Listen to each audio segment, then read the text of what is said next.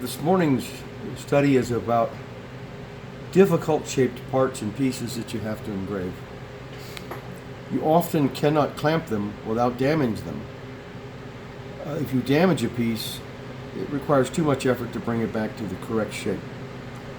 So the easiest thing to do is to build a little block and then literally epoxy or use some other adhesive to hold the part in place.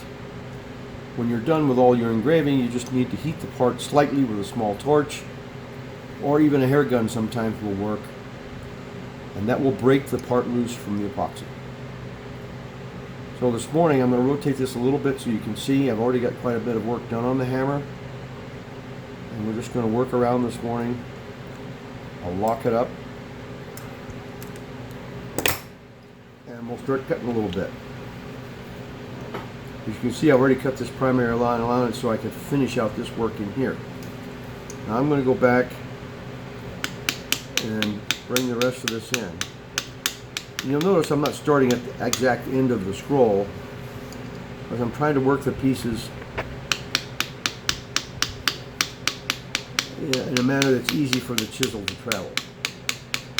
Because part of what you're doing when you're doing this is it makes it very difficult for the chisel to cut in certain directions.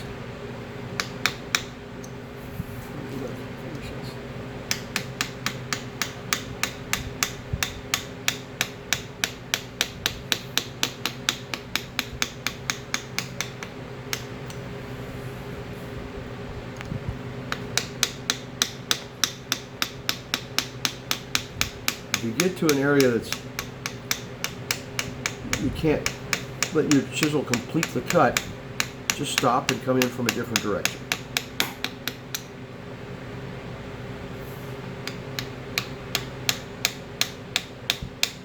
As you start in from a line, come in carefully and bring it up where you want it. I don't always follow the drawings that I've put in place. I generally have them in just so I can see how much work it takes to fill a space. Then I'll go back and change things the way I want, mostly because it's the way the chisel flows in the metal. You can get away with some cuts in some metals and you can't in others.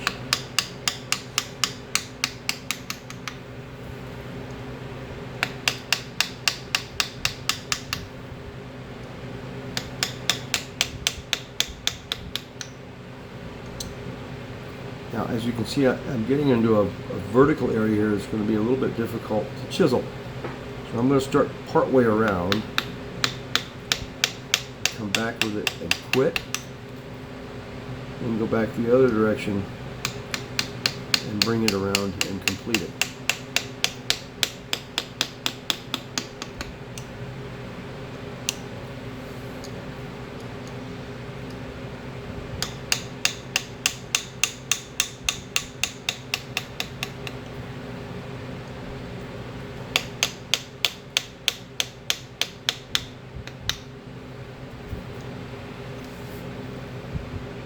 Now,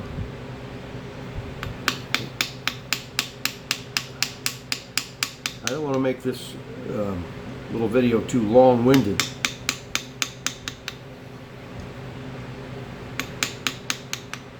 The only way for you to really be able to do this is you have to practice. So get yourself some oddball shaped parts, and you can work out how to get the cutting done. Now that I've got all the primaries in, I'm going to go back here and add some bright cuts to try to give the engraving some life. As you can see, I've switched the chisel out. Now I have a flat bottom graver, and it lets me put in a nice bright cut.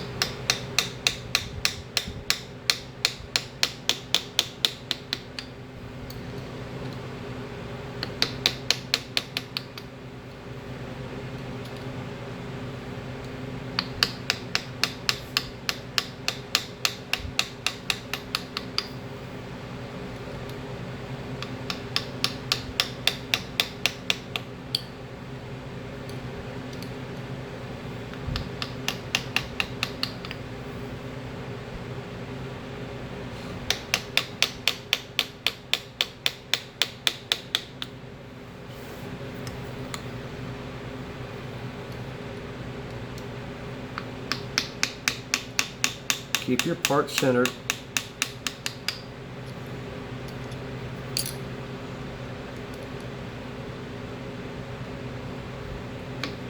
If you're having issues with your graver holding chips, just tap it against the steel because the graver is a little bit magnetized from working in the steel.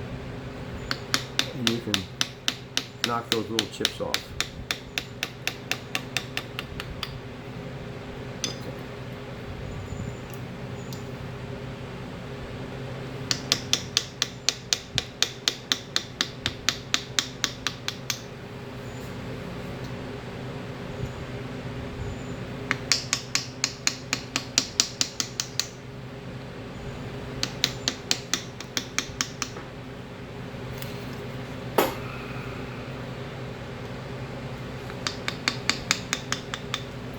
Just a few more moments here and I'll have this.